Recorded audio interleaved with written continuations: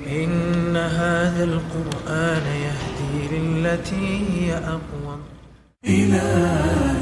إلهي اجعل كتابك لي شفيعا وبلغني به الشأن الرفيعا إذا جمع الأنام بيوم حشر وقد حملوا بضاعتهم جميعا. بسم الله والصلاة والسلام على رسول الله. أما بعد waxaa kusoo dhawaatiin barnaamijkeen rixlatii maca alqur'aan. waxaa maanta marti inoo ah ardayd ka mid ah ardayda markas Helsinki oo ku yaala wadanka Finland. Maryama kusoo dhawo barnaamijkeena. شكرا جزاك الله خيرا. Maryama in yar ma noo sheegi kartaa qofka tahay? نعم magacayga waa Maryam Cabdiqaadir Aadan waxaan ku dhashtay Soomaaliya waxaan hadda ku noolahay Finland Helsinki. Maryama barashada quraanka gormay bilaabatay khatmada koowaadna gormay ahayd? quraanka waxaa bilaabay inaan barto markaa 5 sano jiray taqriiban markaa 11 sano ilaa 12 sano gaarina khatmadeeda koowaad ay ahayd markaasna muraajaca ama xifdis aan sameey jiray oo saacidana ma jirin. صح markaad quraanka baranaysay qaabkee u muraajacayn jirteen qaabkee u baran jirteen quraanka?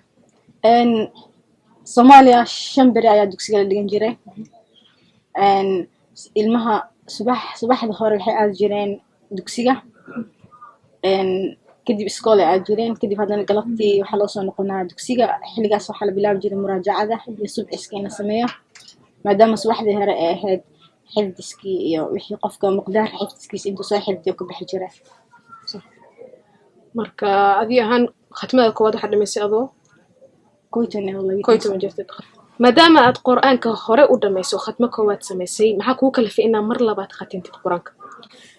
waxa uu kalifay waxaa arkay quraankii aan soo bartay inaa qaybtiis ilaaway waxa kale oo arkay inaa markaas ku day inaa xifdiskii aad igu adkaaday waxa laga yaabaa hal safar inaa hal berdhan hal safar xifdiyo sidaas markaa go'aan waxa ku gaaray inaa quraankii mar labaad soo noqdo.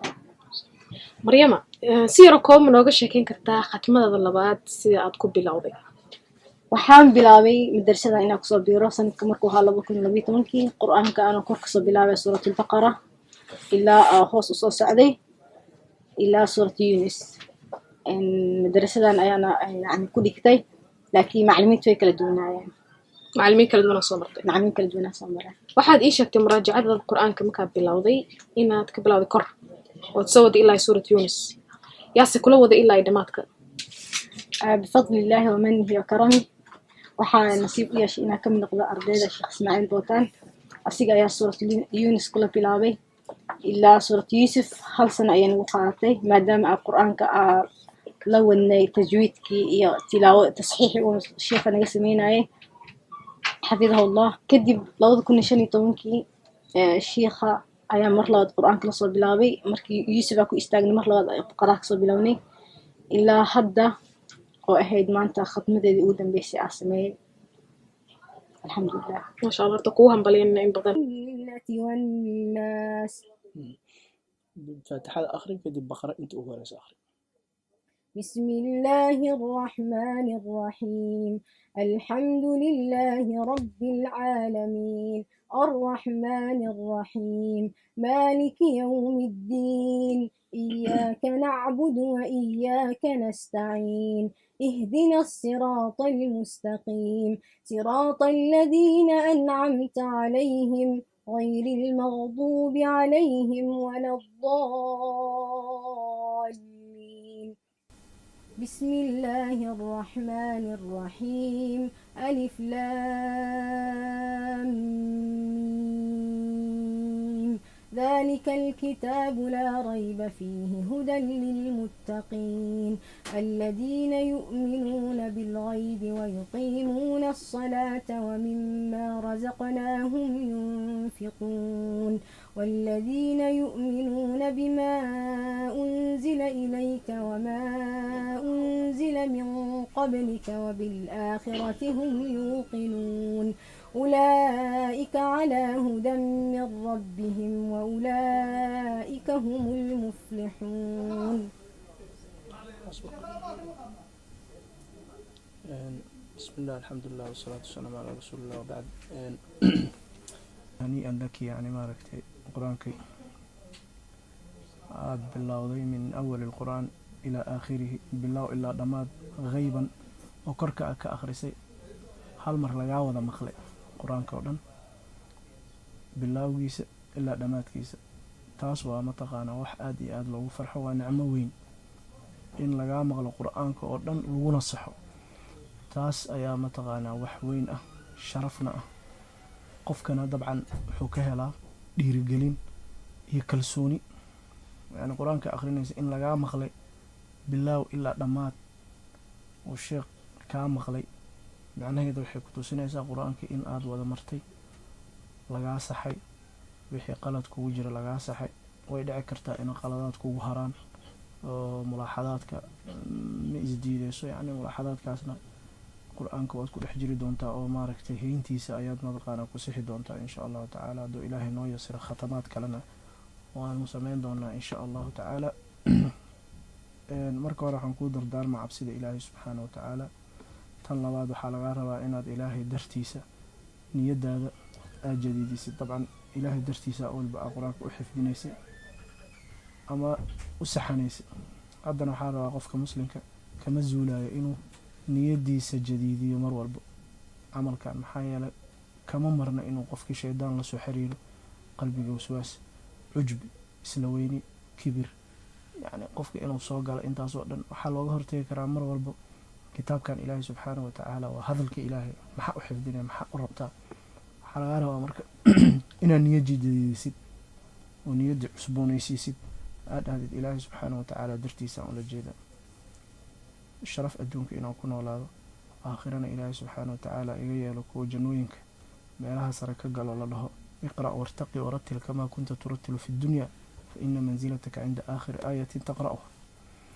kuwaas inaa mataqaana aa ku heshid ilaahay raalinimadiisana aa ku heshid fi dunya waalaakhira. qabriga markaa geshidna ilaahay subxaana wa tacaala kalaamkan wa aniis iyo mataqaanaa iyo wehel uu kuu noqdo. sidoo kale waxaan kuu dardaarmaa qur-aanka wuxuu u baahan yahay hayn iyo mucaahada, muraajaca u baahan yahay qur-aanka in la haayo. rasuulka lahuwa ashaddu tafallatan min alibli fi cuqliha, xataa wuu ka daran yahay yiri rasuulka sala allahu alay wasalam. hasha markii la dabro, haddii dabarka laga furo hal dabran, haddii dabarka laga furo maxay sameyn? iska dhaqaaqay. qur-aanka sidaasoo kale waxaa laga yaaba maalmo 10 maalin 15 maalin isbuuc 2 isbuuc inuuba kaaga taga qur-aanka o dhan aa ku hilmaamtid ama u baahatid inaad dib usoo celisid. marka taas intaysa kugu dhicin waxaa loo baahan yahay inaad mucaahadadaas aa ku jirto, qur-aanka wax badan aa akhrisid, muraajaca yowmiya oo joogto ah, wirdi joogto ah. qofka xafida qur-aanka ugu yaraan 3 juz inuu qof aqriyo muddo sanad haddaa asaas ku jirtid, waxaa dhacaysa inuu qur-aankii uu kuu sugmo fi nafsi alwaqti. qur-aankana markaa sugaysid qaabkii aan maaragta hadda aan usoo baranay oo ahay inaan tartiib loo akhriyo, axkaam tajwiidka lagu akhriyo si tartiib adaa fiican oo siman oo qurux badan oo tartiiba, inaa mar walba xataa marka aa isbartid noloshaada, inaa isbartid baa caadi. markaa wirdi akhrisanaysid, markaa subac ku jirtid, markaa meel aad joogtid, inaa qur-aanka sidaas aa u akhrisid. marka haakada wirdigaasna iyo mucaahadadaas waa lagaa rabaa inaad la imaatid. tan labaad tan saddexaad insha allah waxaan kuu dardaarmaa qof inaad ku sifoodid aadaabtii mataqaanaa xaamilul qur-aanka. qofka xaamilul qur-aanka xambaarsan lamid ma aha dadka kale.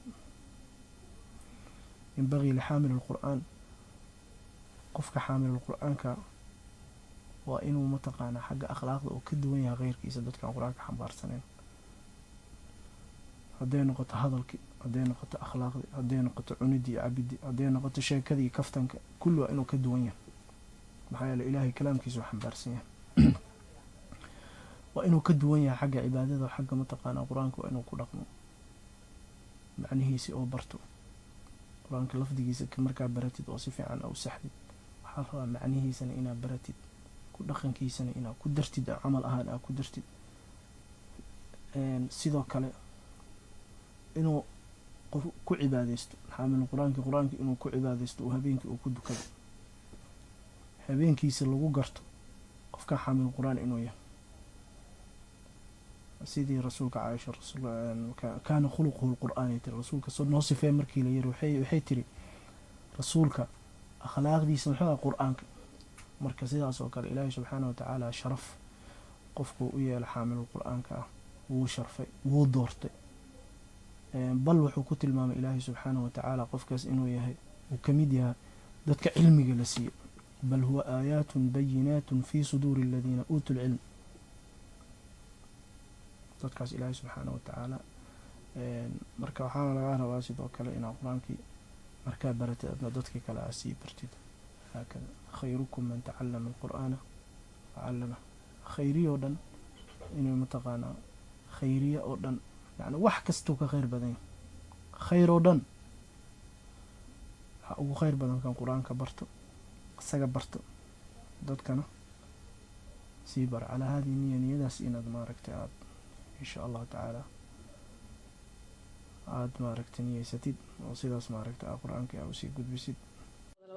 manoo sheegi kartaa macalimiintaada oo saameyn weyn ku yeeshay barashada qur-aanka? nacam, macalimiinteeda waxaa ka mid ah sheekh ismaaciil saan kusoo sheegay, waxaa kaloo ka mid ah sheekh xasan macalin, waxaa kaloo ka mid ah sheekh isxaaq abikar iyo sheekh cabdiraxmaan sugule. runtii wax weyn ayay qur-aankayga iyo muraajacadeeda kasoo qayb qaateen. waxaana leeyahay ilaahi subxaana watacaala miisaanka xasanaadkiisa maalinta qiyaama qiyaamaha ugu daro. aamiin. maryama manoo sheegi kartaa qur-aanka noloshaada sidee buu u bedelay? runtii qur-aanka wuxuu bedelay akhlaaqdeeda, tacaamulkayga dadka, waqtigay sidaa u kala habaysto, wax badan oo iga bedelay nolosheeda. saaxiibo badan oo ahlu khayr ayuu bare. maasha allah. maryama qur-aanka bas miyaa ku mashquulshay mise maadi kale ayaa bartaa? may maadi kale noo barta, qur-aankayga isma ku mashquulin. hadda waxaa aan dhameeyey laboratoriga oo af soomaali ku ah shaybaarka. maryama saad la socotid oo umalaynaa hadda kahor maqashay dhalinyaro badana waxaa ka dhaadhacsan inaysan isku wadi karin maadiga iyo diiniga. adoo hadda dhiganaysid maadi qur-aankana aad baratid si oo toos ah, maxaad u sheegi lahayd dhalinyaradaas?